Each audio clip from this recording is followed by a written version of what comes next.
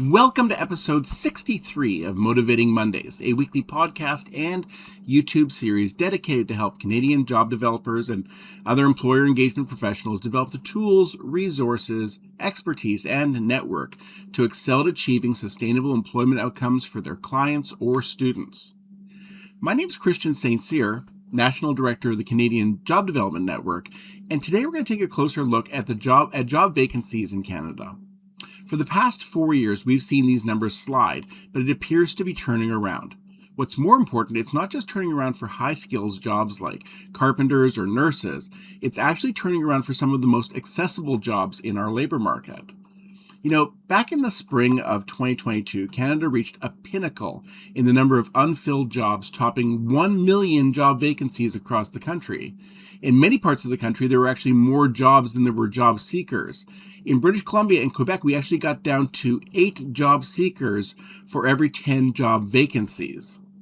Of course, the unspoken reality is that there is actually a great mismatch between the jobs available and the workers wanting those jobs. While most provinces were posting jobs for thousands of potential nurses, there were still thousands more people applying for jobs as restaurant servers or cashiers or warehouse workers. Nevertheless, in 2022, we got to the closest thing we have seen in decades of a genuine labor shortage, where employers were really motivated to open up their minds to candidates that they might not otherwise have considered. Fast forward to the year 2026. We've seen the number of available jobs continually slide each year. And just as it seems like this slide is about to go over the edge of a cliff with a U.S. war in Iran driving up the cost of fuel, the Canada-U.S.-Mexico trade agreement facing cancellation, and the Bank of Canada informing us now that the country is in a technical recession, we actually have a glimmer of hope. Canada's labor market showed signs of renewed momentum in the first quarter of 2026, with job vacancies increasing for the first time in 4 years. Stats Canada reported 506,700 vacant positions nationwide in the first quarter of 2026, an increase of 11,800 jobs, or 2.4% compared to the previous quarter. It marked the first quarterly increase in vacancies since the second quarter of 2022. Although vacancies remain lower than a year ago, the pace of decline has slowed significantly, suggesting the labor market may be actually stabilizing after 2 years of cooling demand. As we begin to examine the increase in these jobs, we see growth in some surprising areas. The strongest gains were concentrated in occupations requiring high school education, practical skills, or trade experience. These occupation groups include, number 1, material handlers, which were up 3,700 additional job vacancies. Store shelf stockers, clerks, order filers, up over 2,090 job vacancies. Transport truck drivers, up 1,530. Food counter attendants, up 1,500. Cashiers, up 910. Automotive service technicians and mechanics, up 845 vacancies. Retail and wholesale trade managers, up 645. Transit operators and bus operators or bus drivers, 615 vacancies. Manufacturing and utility laborers, up 565 vacancies. And finally, number 10, restaurant and food service managers, up 555 vacancies. Demand also remains strong for transport truck drivers, with more than 13,000 positions vacant nationally. Truck driving continues to be one of Canada's most persistent labor shortages and remains a key target occupation under several provincial nominee programs and employer-driven work permit streams. Now, if you'd asked me at the beginning of this year, what is the most telling trend behind the decline in job vacancies in Canada, I would have said that we are seeing a continually growing number of unfilled, high-skill, high-education occupations, while entry-level jobs continue to get larger and larger numbers of applicants.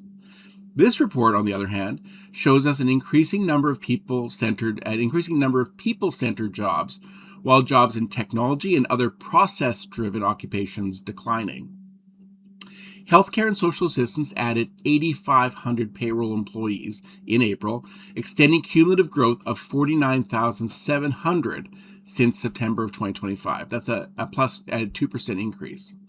That sustained expansion reached across 14 to 18 sub-industries within healthcare and social assistance, including general medical and surgical hospitals, child daycare services, and community care for the elderly.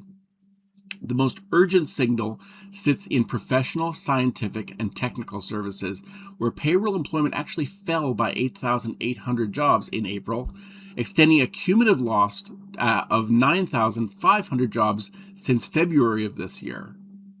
Computer systems design and related services accounted for 80.6% of the sector-wide decline, shedding 7,600 jobs, minus 2% over that period. Prior to February 2026, this sector, professional, scientific, and technical occupations, had recorded little net variation for 6 months. So it's obviously going through a transformation in 2026. The sector most impacted by trade and tariffs and economic uncertainty is also continuing to decline in job opportunities.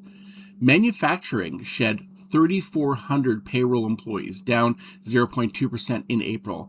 It was down 15,500, 1% year over year, led by declines in transportation equipment and food manufacturing.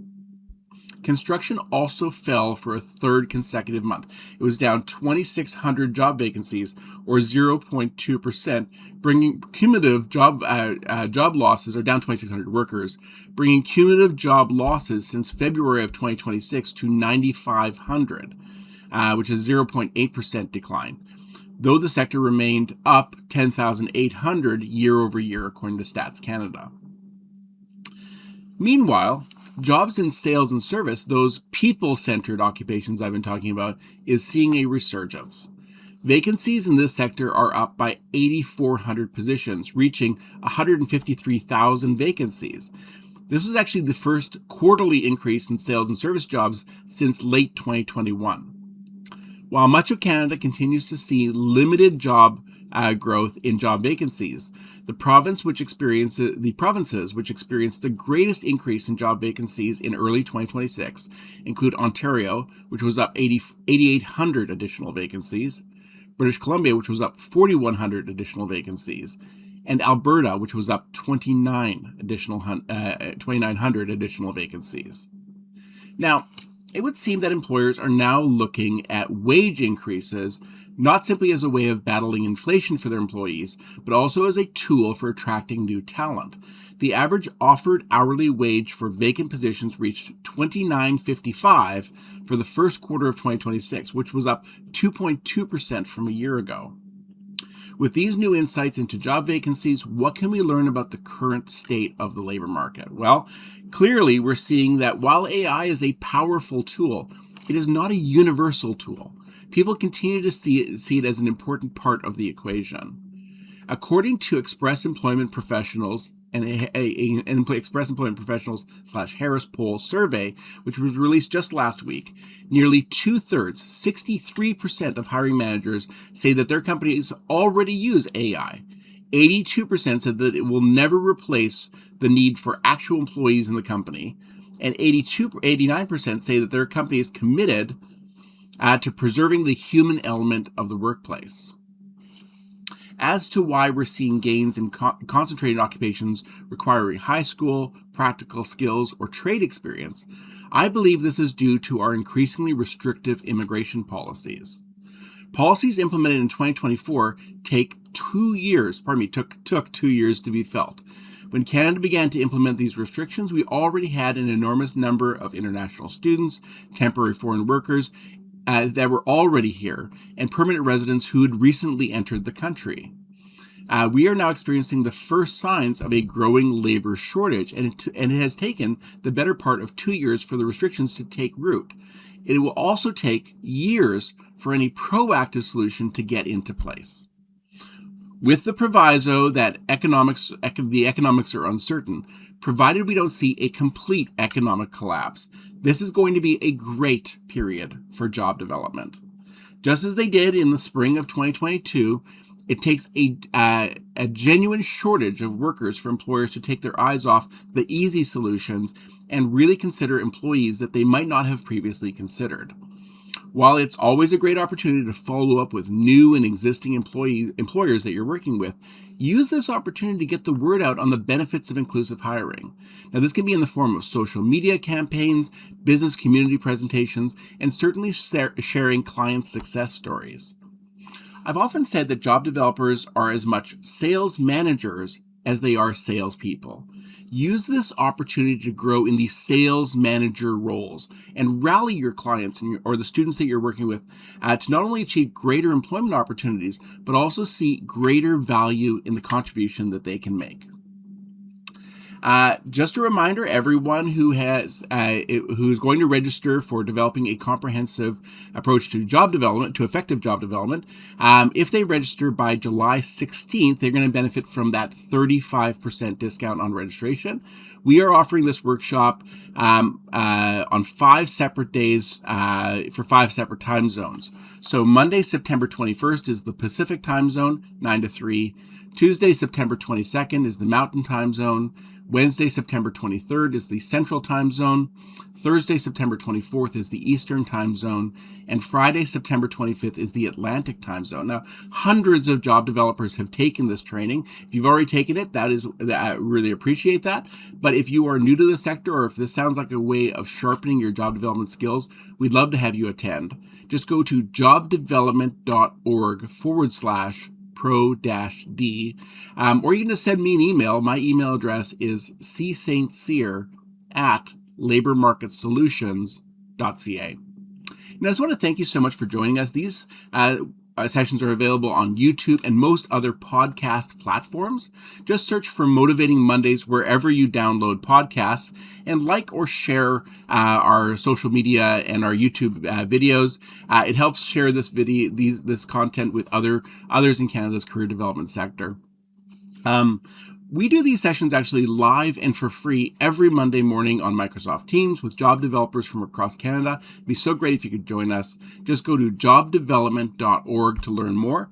If you have any questions, send me an email. My email address is cstcyr@labormarketsolutions.ca. I just want to thank you so much for your time, and I hope you have an amazing week.